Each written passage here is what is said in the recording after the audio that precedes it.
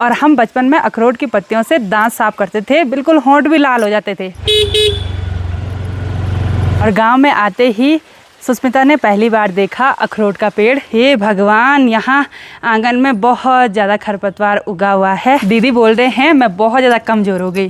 Kitchen garden में मेहनत करो और उसके बाद सब्ज़ी हार्वेस्ट करते टाइम बहुत ही ज़्यादा खुशी होती है। ऐसा लगता है कि पता नहीं हमने क्या पा लिया। और आधा मलखुनी प्याज का हुआ। जैसे मैंने ये मलखुनी उठाई ना, तो लगभग 20 किलो प्याज मुझे लग रहा है। आप सभी को मेरा प्यार भरा नमस्ते। मैं प्रियंका तिवारी आप सभी का स्वागत करती हूँ देवभूमि उत्तराखंड के केदार घाटी के इन खूबसूरत पहाड़ों से। आज मैं अपने व्लॉग की शुरुआत दिन के लगभग 1 बजे से कर रही हूँ। आज सुबह से मौसम गुमसुम सा है और थोड़ी देर पहले से हल्की हल्की बूंदाबांदी भी होने लग गई। इसी के साथ सोनप्रयाग मार्केट और चारों तरफ के खूबसूरत पहाड़ों के नज़ारे रोज़ की तरह बहुत ही सुंदर दिखाई दे रहे हैं। सोनप्रयाग का माहौल रोज़ की तरह बहुत ही रौनक भरा हो रखा है।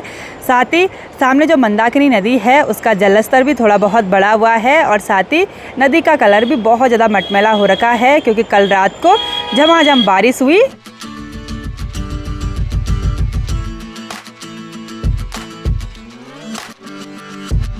तो अभी हमको मिलने के लिए मेरठ से आंटी जी और उनका नाती आ रखा है।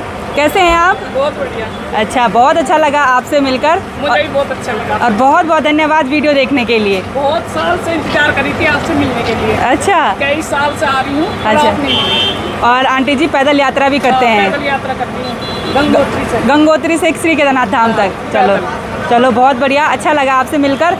और इससे भी मिलकर अच्छा लगा। आपका नाम विराट है? Oh my god, Virat Chaudhary, so sweet बच्चा।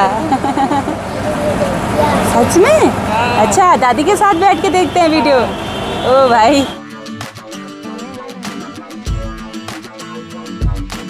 रोड से अभी गाड़ियों की लंबी लंबी लाइन ख़त्म हो चुकी है। लंच करने के बाद मैंने भी थोड़ा सा आराम किया और अभी मेरी भी तैयारी हो गई है यहाँ सोनप्रयाग से ऊपर त्रियुगनान गांव जाने की। वहाँ घर पर बहुत सारा काम है, तो बहुत दिनों के बाद मैं अपने त्रियुगनान वाले घर में जाने वाली हूँ। और आज मैं जा रही हूँ अपनी स्कूटी से। आज मैं अपनी स्कूटी खुद लेकर जाऊँगी।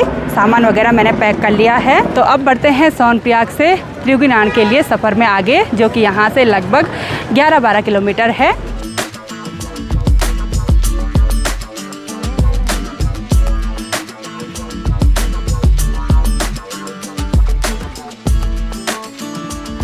सोनप्रयाग से आगे बढ़ते हुए अभी मैं किमाड़ा के नीचे रोड में रुक गई हूँ, क्योंकि यहाँ से मेरे साथ कोई और भी आ रहा है। जो मेरे साथ आ रहा है वो सामने पर आ गई है, यानी कि सुष्मिता भी मेरे साथ ऊपर वाले घर आ रही है। नमस्ते। थकान लग गई? आज तो बहुत ज़्यादा। बहुत थकान लग गई। प्रीति के साथ खेतों में गई थी। क्यों कर रही इतना काम? अरे मज़ा आ रहा है, सीख रही हूँ ना। अच्छा, मज़ा आ रहा है। कहीं उत्तराखंड में शादी करने का विचार तो नहीं है? पता नहीं। पता नहीं है। तो अब बहुत दिनों के बाद मैं और सुष्मिता चलते हैं ऊपर त्रियुगनान वाले घर में। वहाँ जाने के लिए एक्साइटेड हो? बहुत ज़्यादा। अच्छा, बहुत पहले से लगी हुई थी। ऊपर वाले घर चलते हैं दीदी, तो चलो स्कूटी से।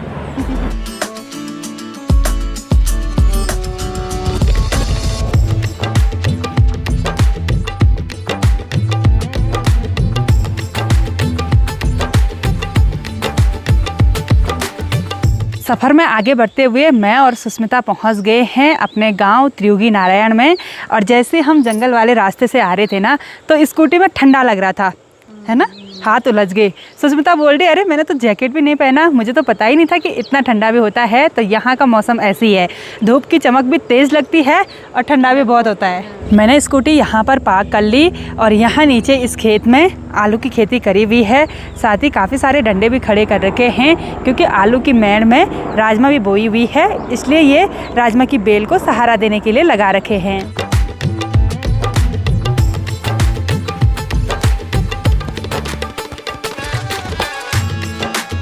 और गांव में आते ही सुष्मिता ने पहली बार देखा अखरोट का पेड़। इन पर अखरोट भी लगना शुरू हो गया है।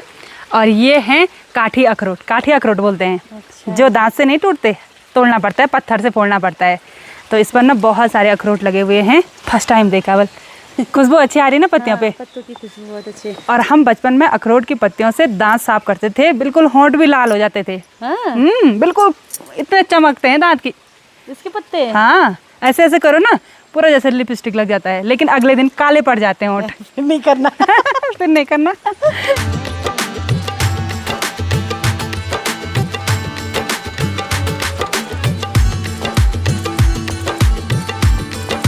गांव में पहुंचते ही गांव का माहौल ना बहुत ही बढ़िया लगता है और सोनप्रिया के हिसाब से यहाँ पर थोड़ा सा ठंडा माहौल भी है, बिल्कुल शांत भरा माहौल है, तो कुछ ज़्यादा ही अच्छा लग रहा है ना।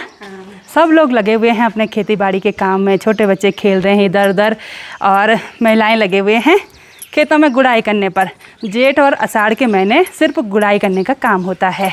तो चलिए जी, बहुत दिनों के बाद हम घर पर पहुँच गए हैं और घर की हालत देखिए भाई, हे भगवान, यहाँ आंगन में बहुत ज़्यादा खरपतवार उगा हुआ है। ओ भाई सुस्मिता, हरा भरा हो रखा सिर्फ। ओ भाई यहाँ इतना ज़्यादा क्या हो रखा है, बहुत ज़्यादा घास उगी हुई है। जब बहुत दिनों के बाद घर पर आओ ना, तो घर का माहौल ऐसे ही अस्त व्यस्त देखने को मिलता है और घर पर आने के बाद एक बार साफ़ सफाई का काम ही करना पड़ेगा।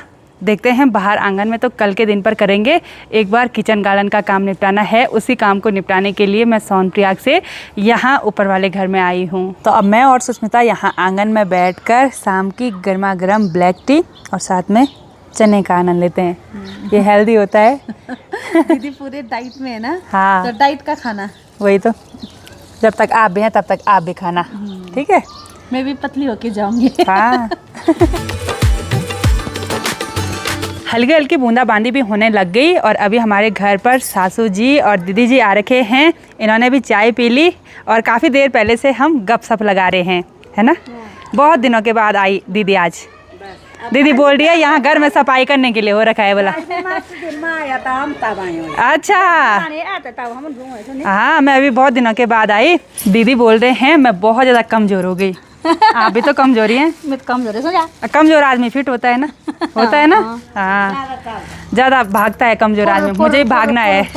हाँ, दीदी लोग तो बहुत ज़्यादा काम करते हैं, अभी खेतों से ही आ रहे हैं।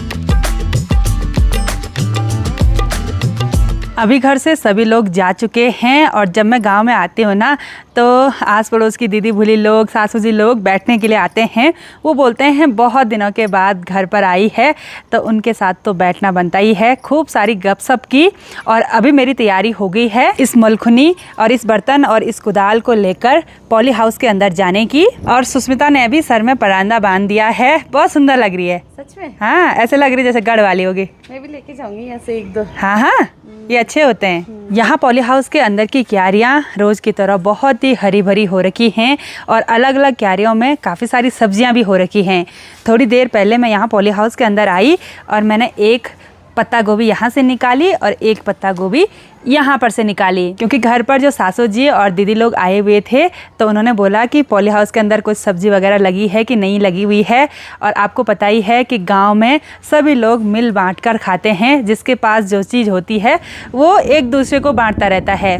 तो मैंने उनको थोड़ा बहुत सब्जी दे दी, अगर नहीं होती तो कहाँ से देती थी, तो मैंने दे दिया। तो आज मैंने पॉली हाउस के अंदर इन दो क्यारियों में काम करना है। वैसे तो इसमें सिर्फ घास ही घास देखने को मिलती है, लेकिन घास के बीच में है ये प्याज के पौधे जो कि पूरी तरह से सूख चुके हैं और प्याज के दाने भी काफ़ी बड़े बड़े देखने को मिल रहे हैं। तो आज हम पॉली हाउस के अंदर से प्याज की हार्वेस्टिंग करेंगे। देखते हैं इस बार मेरा कितना प्याज होता है।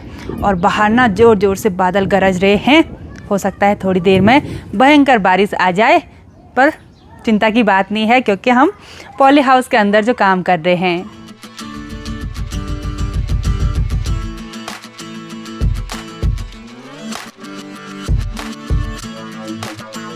मैंने यहाँ पर थोड़ा सा मिट्टी की खुदाई की, मिट्टी काफ़ी कोमल है और प्याज भी मुझे मीडियम साइज़ की मिलती है।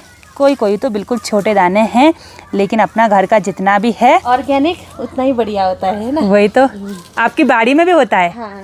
चलो, ये लोग भी खूब मेहनत करते हैं अपने बाड़ी सगड़े में, ये बाड़ी बोलते हैं। हाँ। सुष्मिता बोल रही है मेरे लिए भी एक कुदाल लेकर आओ, बोला मैं भी खुदाई करूँगी प्याज की। मैंने इसको बोला रहने दो, क्योंकि आज इसने ना प्रीति के साथ भी बहुत ज़्यादा मेहनत भरा काम किया और इसकी बस की है भी नहीं, क्योंकि अगर सिर्फ प्याज के ही पौधे होते तो उखाड़ देती। बीच में बहुत सारी घास भी है ना, तो इससे नहीं हो पाएगा, है ना। हाँ, मुझे वो चलाना भी नहीं आ रहा ना। हाँ, पता चला हाथ में लगा दिया तो और बड़ी आफत हो जाएगी। तो सुष्मिता को एक प्याज का फूल मिल गया। अगर इसको रहने देते ना तो इससे बीज मिल जाते थे।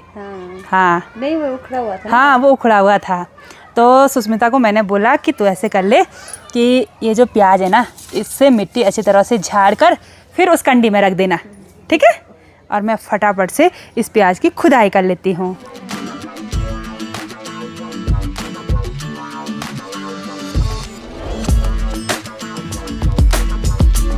एक क्यारी से मैंने प्याज की खुदाई कर ली और यहाँ पर से सुष्मिता फटाफट से ये जो पत्तियाँ हैं उनको अलग अलग कर रही है। जो सूखी है उसको साइड रख रही है और जो हरी हरी है उसको सब्जी के लिए यहाँ पर रख रही है। सब्जी बनेगी बिल्कुल टेस्टी टेस्टी। हाँ, आलू डाल के। कड़ी खाई कभी? इसकी प्याज के पत्तों की कड़ी? हाँ, खाई थी। आपने नहीं खिलाया था शायद पिछली बार? हाँ। बहुत टेस्टी होती है। और एक क्यारी में इतनी प्याज भी ये देखो इसमें रख दिया है। इसको अब लगभग 1 हफ्ते तक हमको सुखाने के लिए रखना पड़ेगा। अभी यहाँ पर काफ़ी सारी है और मैं अब दूसरी क्यारी से प्याज की खुदाई कर लेती हूँ। किचन गार्डन में मेहनत करो और उसके बाद सब्ज़ी हार्वेस्ट करते टाइम बहुत ही ज़्यादा खुशी होती है। ऐसा लगता है कि पता नहीं हमने क्या पा लिया, है ना। अच्छा लगता है ना। बहुत अच्छा लगता है। और जब ऐसे अच्छी सब्जी हो ना हाँ। तो और भी मज़ा आता है। वही तो काम करने में ना किचन गार्डन में। और अभी ना आँखों में प्याज की मिर्ची लग रही है। इसको भी लग रही है बोला और मुझे भी लग रही है। मतलब इतनी तीखी प्याज होनी है इसने। लगभग आधा घंटे में मैंने दोनों क्यारियों से प्याज की खुदाई भी कर ली और अभी सुष्मिता पर भी आफत आ गई है। फटाफट से काम कर रही है। आंखों में मिर्ची लगी है बहुत तेज। और अभी मैं दिखाती हूँ आपको मलखुनी कि इसमें कितना प्याज भरा हुआ है। ये देखिए जी, आधा मलखुनी प्याज की हो गई है। सुष्मिता अच्छा हुआ ना प्याज 2 क्यारियों में? मैं तो हैरान हो गई इतना ज़्यादा देख के। हाँ 2 क्यारियों में ज़्यादा हो गया बोला। तो ये फटाफट से देखो कितनी जल्दी इसका हाथ चल रहा है।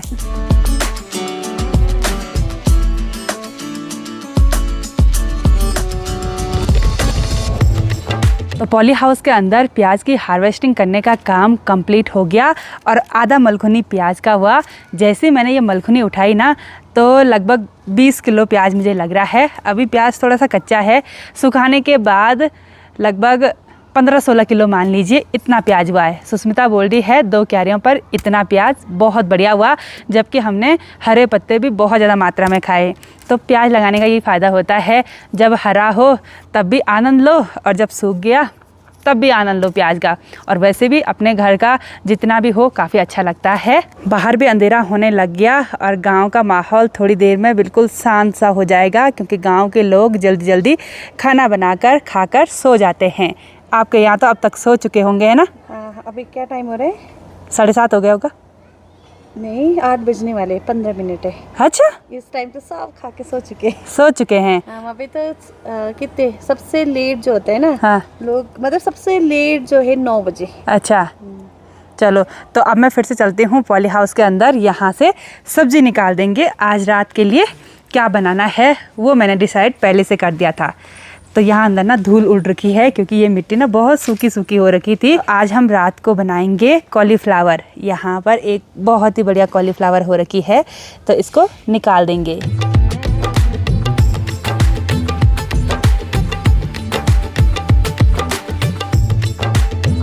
मैं अब किचन में आ गई हूँ और डिनर बनाने की तैयारी शुरू करते हैं।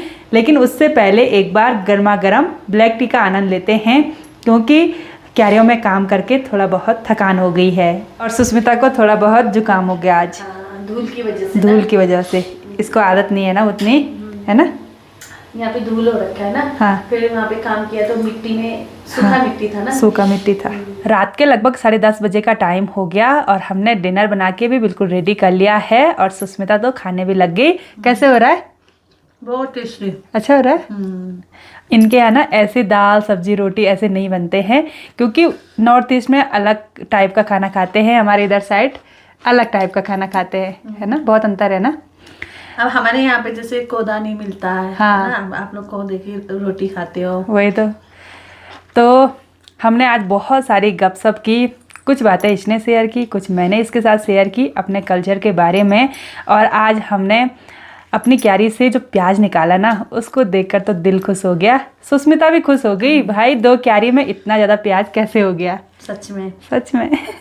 और आज हम उसी प्याज को खा रहे हैं। तड़के में भी वही प्याज डाला। मैंने बोला अपने घर का है भाई, अपने घर का ऑर्गेनिक है तो उसका आनंद लेते हैं। तो आज की इस वीडियो को यहीं पर एंड करते हैं। आई होप आपको वीडियो पसंद आई होगी। वीडियो पसंद आए उसको लाइक कीजिए, कमेंट कीजिए और अपने दोस्तों के साथ शेयर कीजिए। मैं प्रियंका योगी तिवारी मिलती हूँ आपको अपनी अगली नई वीडियो में। तब तक के लिए जय देवभूमि उत्तराखंड।